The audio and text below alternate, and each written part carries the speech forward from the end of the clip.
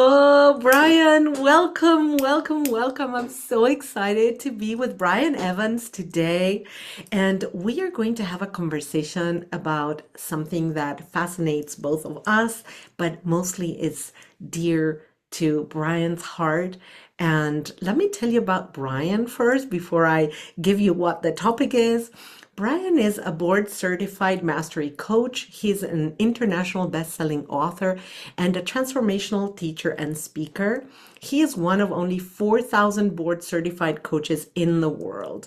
Since 2004, Brian has worked with dozens of individuals and organizations worldwide, representing 15 countries and 6 continents to improve their lives and the lives of others, inspiring and guiding humanity to be, do, and live better.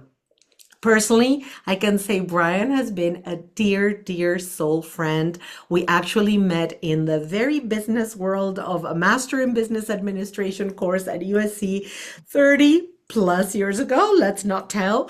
And we came together about 10 years ago, maybe 7 or 8 years ago, when we discovered that through many iterations of life, we have both come to this path that was answering to our soul's calling, which brings us to the topic of today, which is the calling.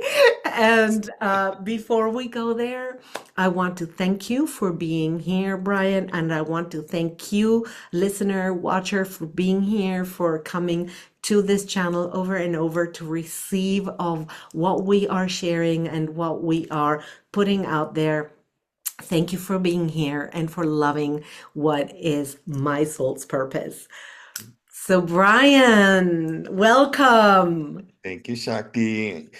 I, when you shared that we've known each other for 30 plus years, it feels longer in many ways. It feels like it's lifetimes. It feels like we've been traveling this path for For sure. eternities together. And it's such a blessing to be here now and this time and now with you and the very moments that we connect and know that just magic, it happens. There's no efforting to it. It's simply this calling, this soul calling that brought us together after so many years that we were introduced in one world and now we really reconnect in a different world of ourselves. And it's just always a joy and a blessing and a pleasure to be here. And I'm so excited. So thank you for having me. Of course, what a pleasure. Why don't we start by just what is the calling? Why do you call it the calling? Tell us a little bit about that. Well, the calling came to me in meditation, and it was the deep resonant echo of my Mm, soul. It was for so many years, I, like many others, focus on what is my vision, what is my goal, what is it that I want to, how do I want my life to be? And it took many years to recognize that there's the my in it because I'm the co-participant, but there is the soul that's driving my mm, experience here. The soul is the one that incarnated inside of my humanness and it partners with me. It's we work together.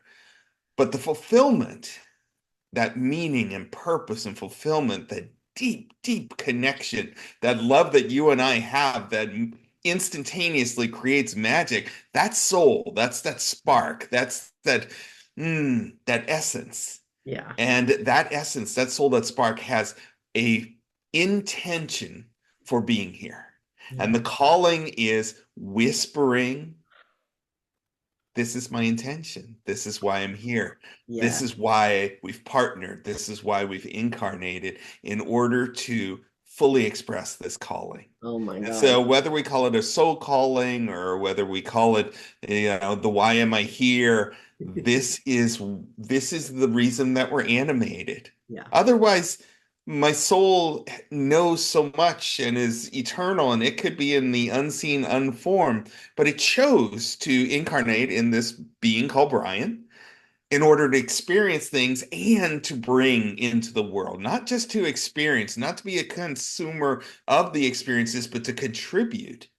And that's why I listen for what is my soul calling? What does it want me to not only experience, but also contribute? So those are the two pieces to it. Yeah. And I love everything you said, and especially this thing that I always share with people, that you have to make time and space in silent, quiet contemplation or meditation or in nature to listen to the calling, because like you said, it whispers. The soul's calling, or whatever calling you want to call it, speaks in a very low voice. And if you keep going in the rumble of life and always distracted with all the distractions that life has nowadays, and even relationships and beautiful things, but if you're always on the go, you will miss the calling, right? We will miss the ability to connect with that very, very essential part of who we are, which leads me to ask you, well, how do you differentiate the calling from what we normally call our dreams, our hopes, our goals? How do you differentiate those from each other, and why, what makes the calling the calling? Well, it's it's deeper. There's a moment, there's a click, there's a moment of truth when we recognize the voice of the calling. We recognize, oh, this is what I know and what I've always known.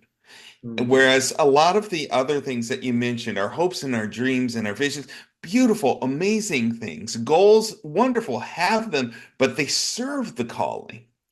They uh, serve this knowing, this truth that is at the core of who we are, that you and I and most of us have had moments where we've walked into an experience or had an insight or we were in conversation with someone and we just knew it was true. true. We didn't have to have anyone validate it. We didn't have to justify it. We simply rested in the knowing that I am in the presence of truth. That's calling. Yeah. Sometimes our goals are our mind saying this should be what I want or this is what I want, and that is just fine. The calling does not invalidate the other things you mentioned, our hopes and our dreams and our goals. Those are important to our human experience. You know, Pierre Teilhard de Chardin said, we're not human beings having a spiritual experience. We're spiritual beings having a human Right, human experience." experience. And those are two complementary pieces. We are both the spiritual beings, the unlimited, unformed, infinite spiritual beings, and we're having this finite human experience. So we don't want to invalidate one or the other. We don't want to say Okay. this one's more important than the other. They're partners. Oh, I love that.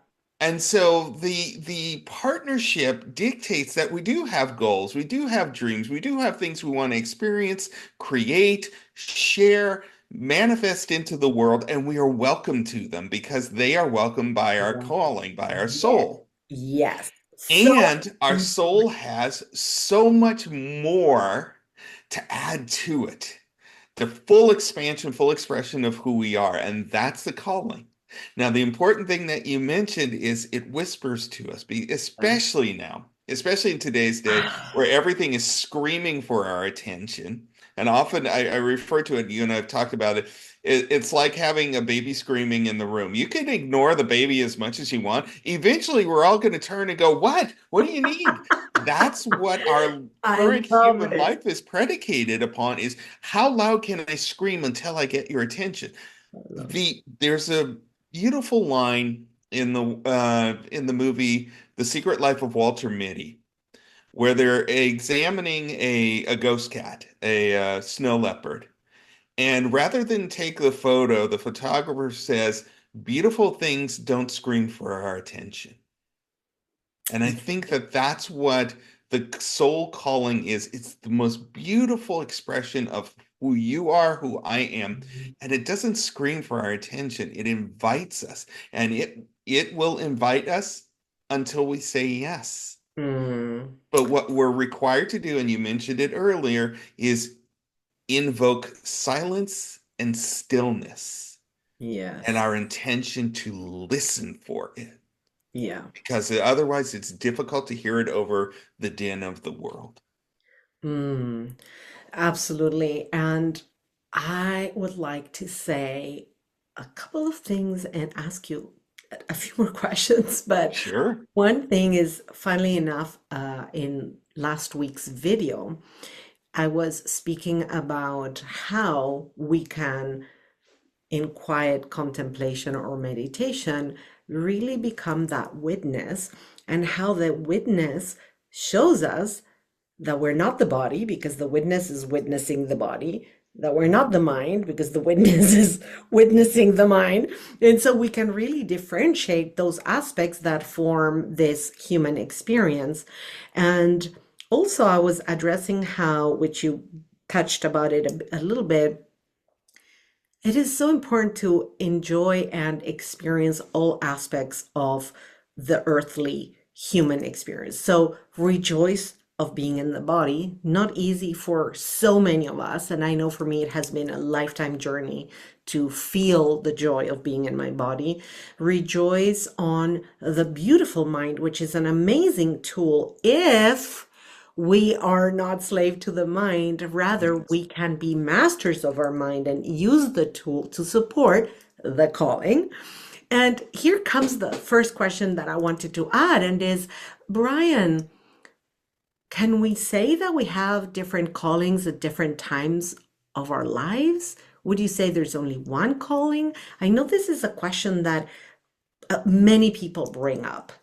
Mhm. I feel like there's a through line of the calling that's been individualized for you, individualized for me, individualized for each of us, just as our souls are individualized. Uh-huh. And it reveals itself to us at different stages based on the human experience that we're having. So it may look different, but there's a sameness to it as well because it's over the length of our experience. So when we're in our youthful years, we may have it look a certain way. The calling may look a certain way because we have youthful language, youthful life experience, youthful interactions. We're in different environments and circumstances versus our middle years versus our elder years. And so I think if we look closely enough, it's not that they're the same, but they're not different. And that seems paradoxical, but I think of our life experience as prismic or kaleidoscopic. I I love keep a that. kaleidoscope Yes, on my yes, I desk. love that you have one there. I keep a kaleidoscope on my desk for sharing with my clients that our life is kaleidoscopic. We see it and experience it through many facets. And whether, the prismic or the kaleidoscopic metaphor applies to you or not, if we look at our life through simply one facet, the mind, Mm, one facet, the heart, one facet, consciousness, one facet, the soul, we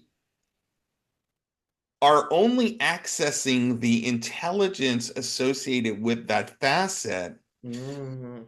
whereas we have the opportunity to say, I am multifaceted. We And totally so, are. what is the multifaceted wisdom that's coming through?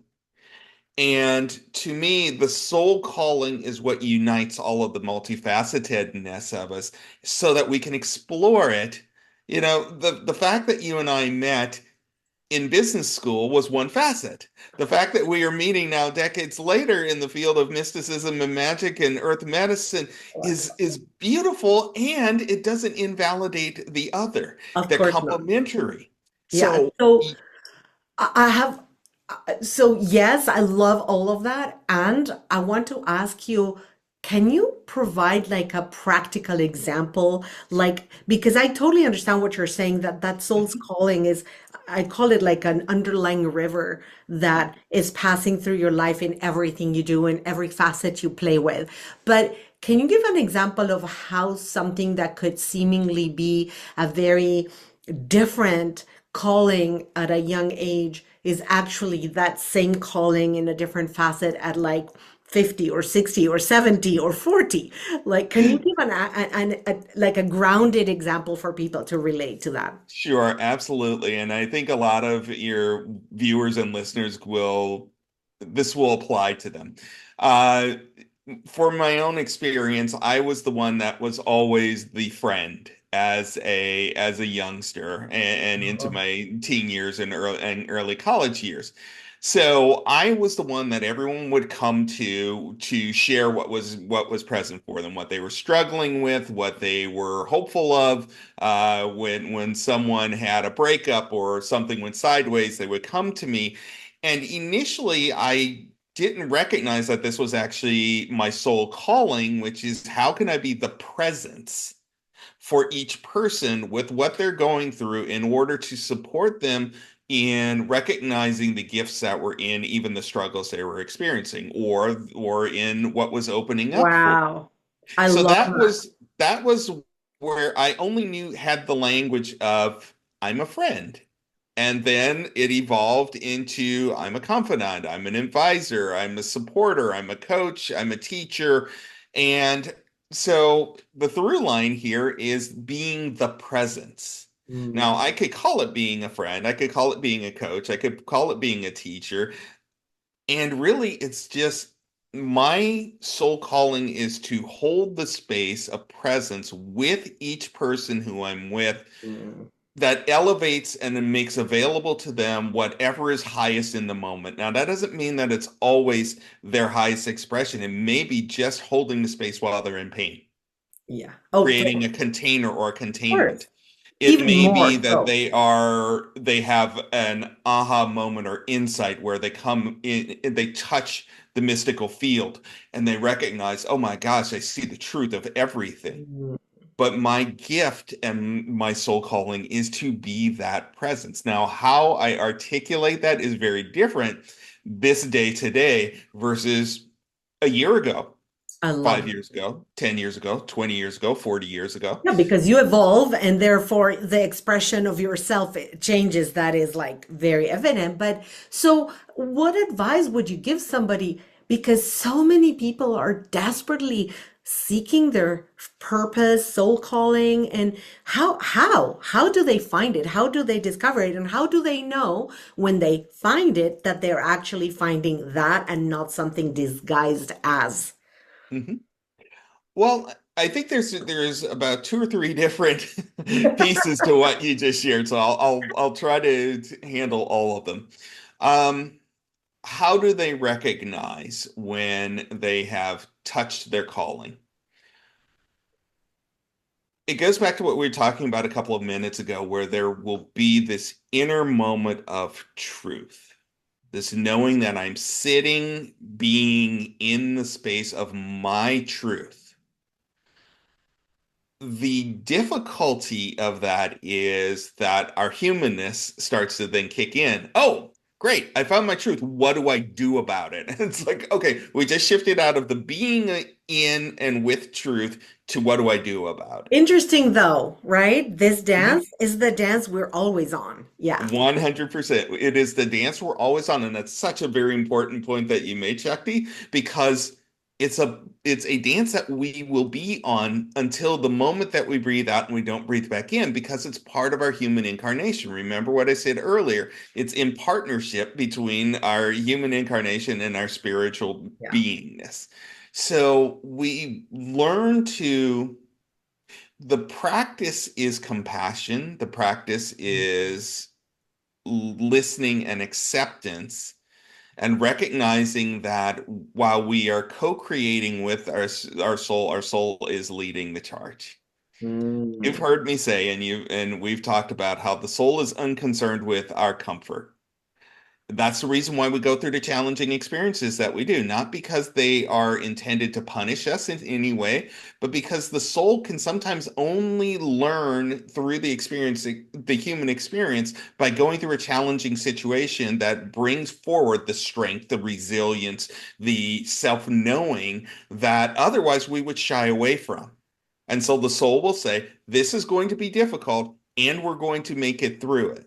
So many of those who are listening and watching, Interesting. they are saying, Well, I haven't found my calling yet, or I don't know how to activate my calling. What do I do with this? And I would say to it, it's okay. Your soul knows how to activate it. Your soul knows when you are ready to receive the deeper truth. Be in acceptance that you know what you know right now, and that there is more that is going to be revealed to you as you're ready. And so your work is to make yourself ready. That's the silence and the stillness that we talked about, engaging in a practice, whatever practice that can be. It doesn't have to be meditation. It can be walking in nature. It can be, for some people, it can be working out. It doesn't matter. Whatever brings you to that place of I am fully aware of what's going on inside of my consciousness to the degree that I can is the space and the fertile soil where the soul will then start to whisper and start to speak to. So people also ask me, well, but yeah, it's nice and good that you're a spiritual teacher and you too are a coach and a healer, but that's not what I want. So can the calling be something very practical, like an IRS tax admin person? Or like, can you speak to that? Because I know that's a real concern for people. Sure. And I know it was for me when I started in this deepening this path and I was looking back and I'm kind of circling back to the earlier part of this conversation where you were saying that there's this underlying essence to the calling. And I'm thinking, oh my gosh, all those years where I was just a mom and frantically running around, with my children and taking them to soccer and this and that and dealing with so many things and work. And I was so focused on the materialistic aspects of life. And at the beginning, I was like, well, that is like so different than what I'm doing now. And then looking back, I'm like, not really, just like you said, for you being that friend, because I was always seeking in my heart to lead from the heart and to activate my sons as much as they could to be authentic. And so that same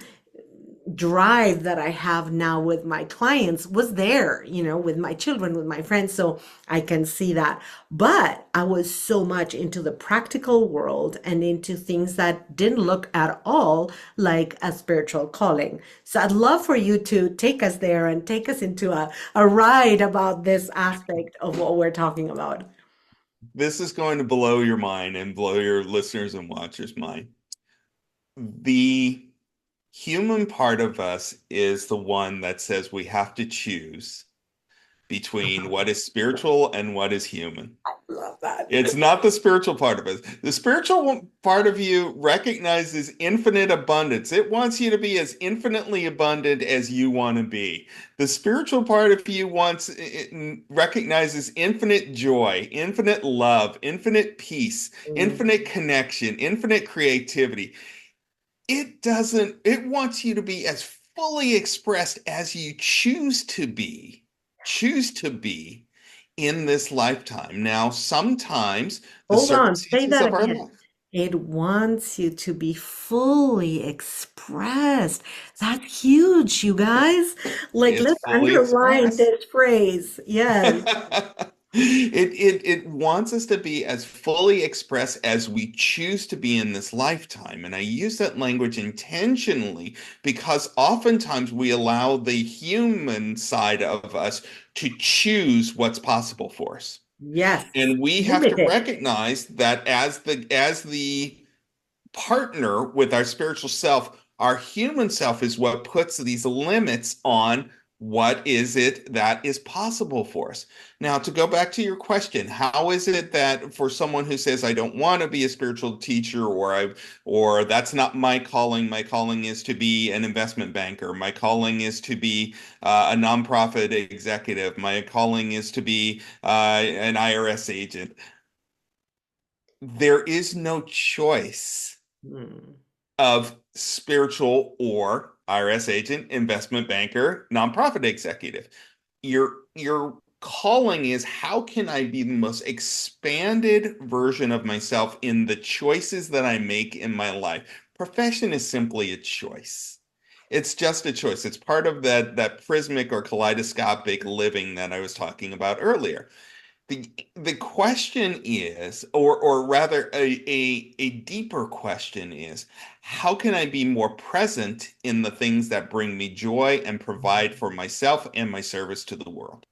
And And that's if the difficult question for people to Oh, it's a answer. very there are no easy questions when we're talking about the calling and the soul. Recall what I said earlier. The soul is unconcerned with your comfort. It's mostly concerned with growth and expansion and the experience through your human life. Remember, when we're talking about soul and soul calling, and this may or may not land for everyone, but we're talking about soul or soul calling.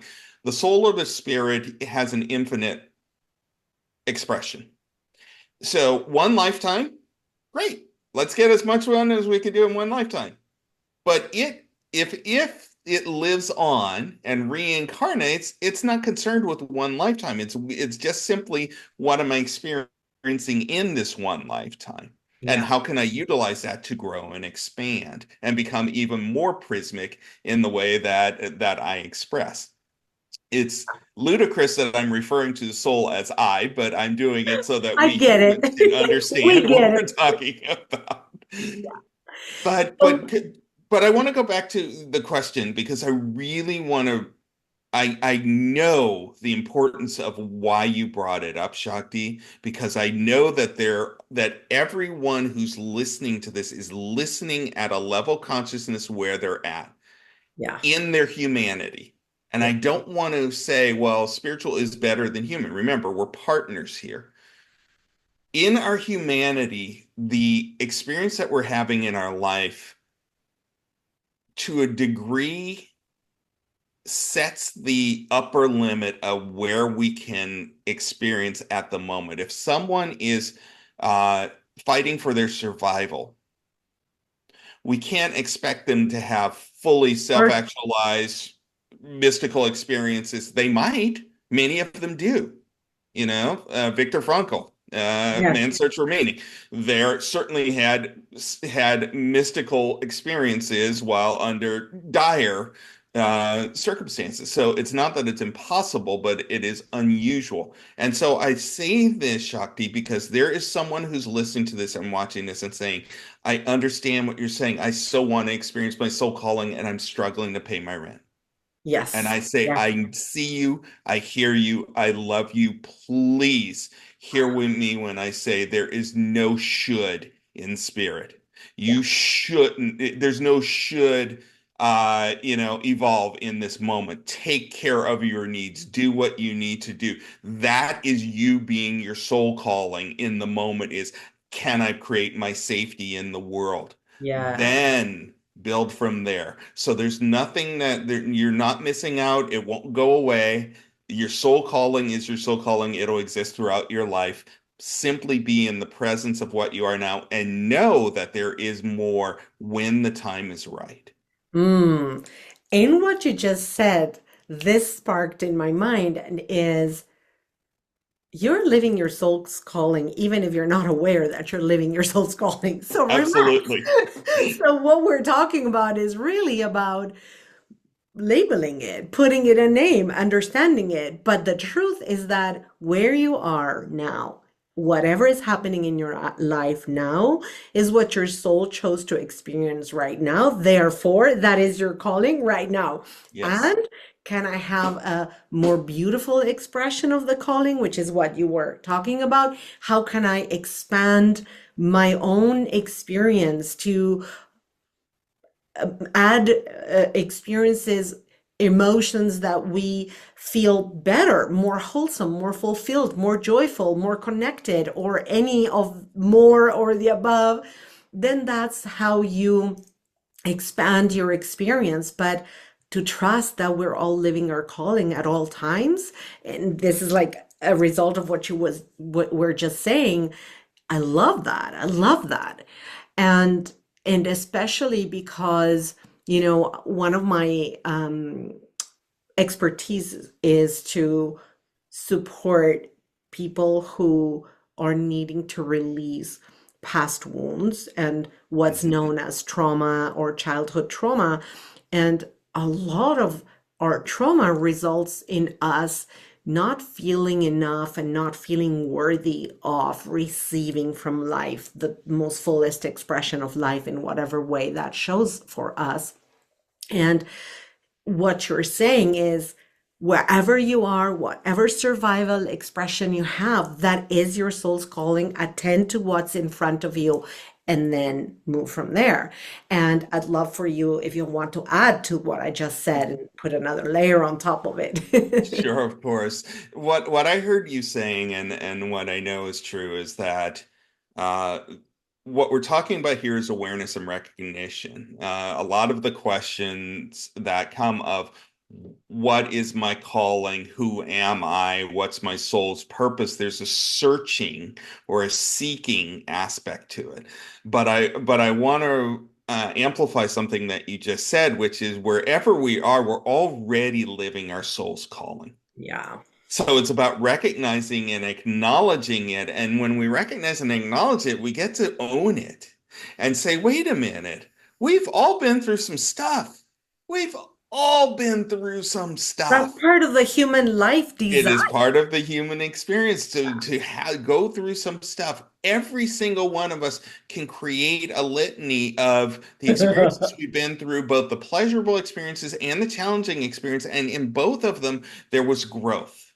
And so acknowledging that the soul was guiding our growth even through the things, and you and I have heard stories that are incredibly difficult, Yeah. and the individual somehow made it through Yes. to today. Now, they still might have more healing to do, but the truth of the matter is they're still standing here today. Yes.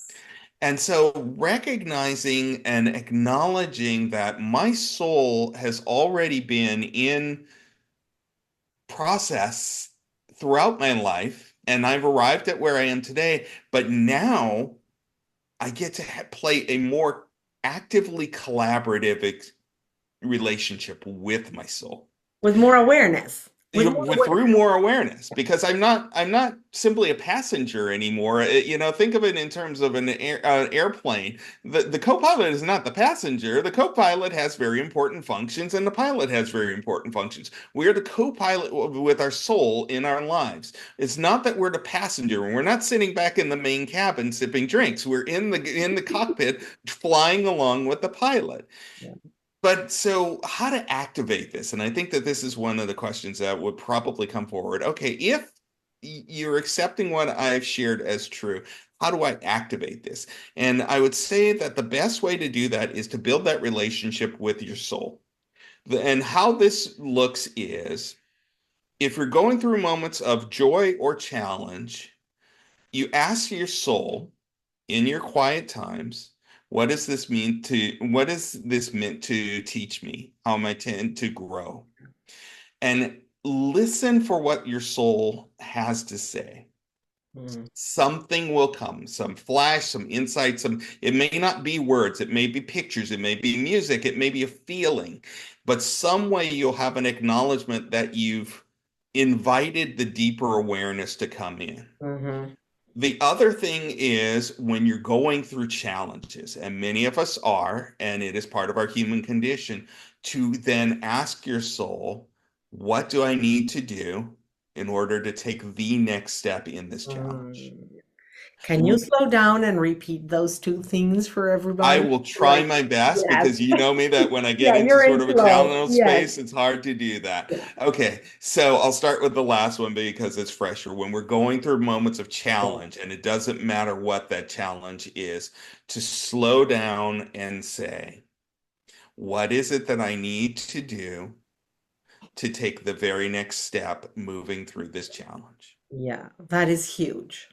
That's huge. And that helps you in surrendering, in allowing the most divine expression to express itself through you, and therefore showing you things that are so much bigger than what your limitation of the mind can show. I love Absolutely. that question. It's a huge, expanding question. Yes.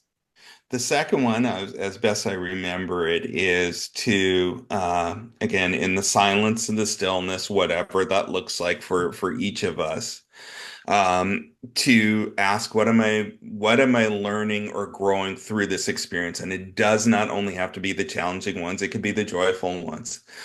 What do I need to take away? I'm attending a beautiful dinner party and I'm enjoying so much being here and speaking with people. What do I take away from this? What Yeah. can I hold as precious from this Yeah. experience? Because there's so much focus on attempting to create meaning to the struggle and less about what can I create as a uh, treasure from the Love joy. that. And so having both the joy and the challenge, because it's part of that. So that's the part where we as the humans are inviting a deeper communication, connection, and relationship with our soul. But we can also go the other way, Shakti, which is saying, okay, soul, I'm here. I'm the hands and feet of your expression on this planet. What do you want me to do? Yes. It's a Yeah. two-way relationship. We're not just going to the soul, help me, help me, help me. We can say, Yeah. I am here. That is going to create that awareness and that recognition to our human mind that we have a service that we are here to Yeah. perform. And it will help us to recognize that we're already living our soul's calling.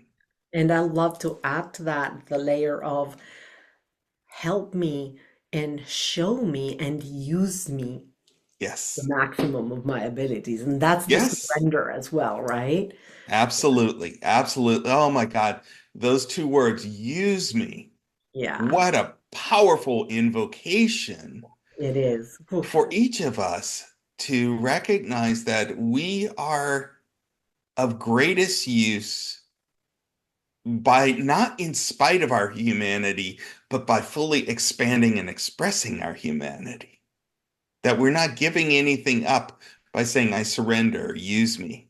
In fact, we're living and expanding ourselves by saying, I surrender, use me. I'm here. I'm the hands and feet of the good in the world. Help me to recognize how I can be even more of this.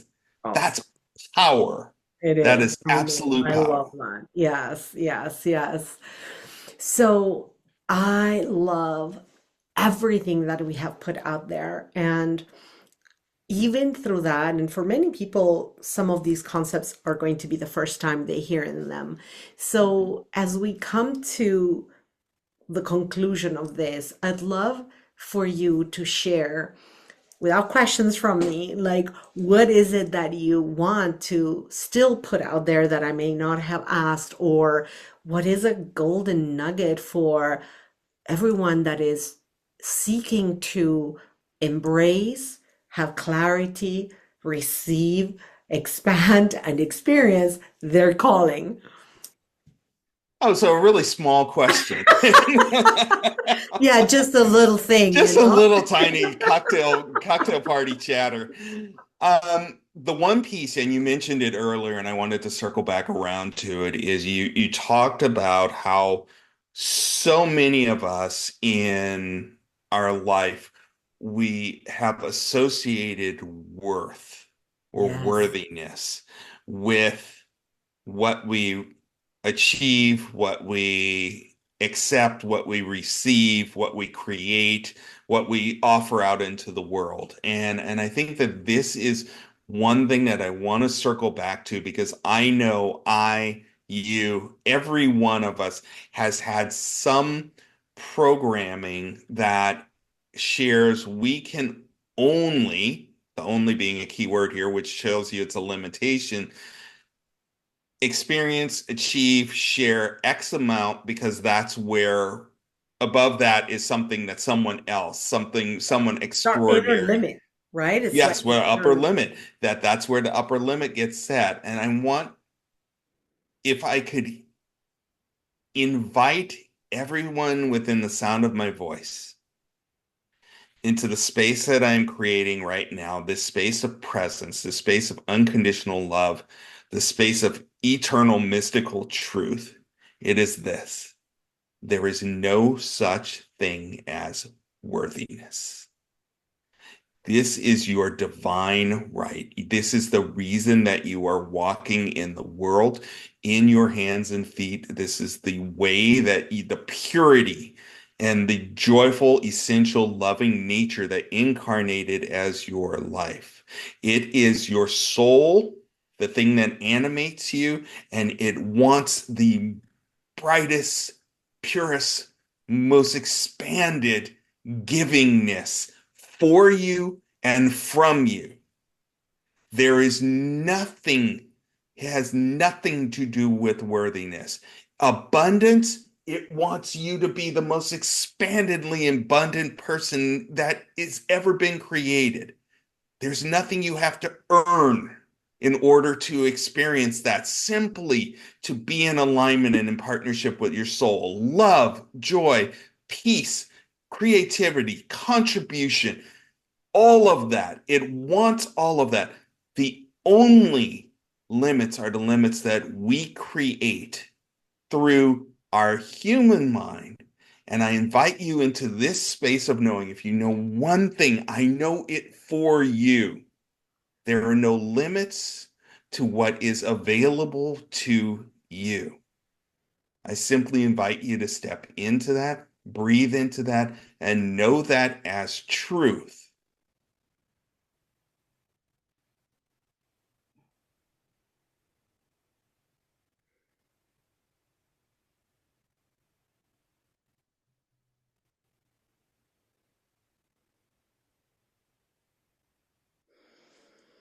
Wow.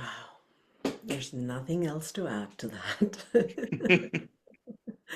Wow, thank you. I was eyes closed receiving, and I hope that you were too, as you were watching and listening, because there was so much more that was being transmitted in between the words of what Brian was saying. And I'm so grateful. I had my hands up and they were like so activated as you were Mhm. talking. So, Brian, where can people find you? Well, they can always reach me through my website, which is brianevanscoach.com. I am on some socials, although sporadically, intentionally, because I've spent the last year really connecting with the inner truths. But you can reach me at Brian Evans Coach on Facebook and also on Instagram, and on LinkedIn at Brian Evans MBA. So great. A throwback to our MBA days. And we'll put all of this in the description below so Thank you. people can Thank also you. reach you Thank there. you. So, And also feel free, if there's something that you have a question about or you want to follow up with, Shakti, you have my permission. If someone contacts you to forward their information to me, I'm happy to answer questions or that someone has after listening to or viewing our conversation. yeah, and this is actually going to be live in YouTube. So you too, Brian can look at the comments, and if there's something that addresses you, I will let you know, and you can come and answer in the comments. That's the beauty of it, that you can keep it going like live. So thank you once again, Brian, for Of being course. here, and thank you, the viewer, for being here. So much appreciation for your support. This was awesome, Brian. Thank you. Thank Thank you you. for your time and for bringing forth all of your magic and your calling in the most beautiful expression. Thank you. Thank you. Thank you. Thank you, Shakti. I've loved every single moment of it. Me too. Until next time.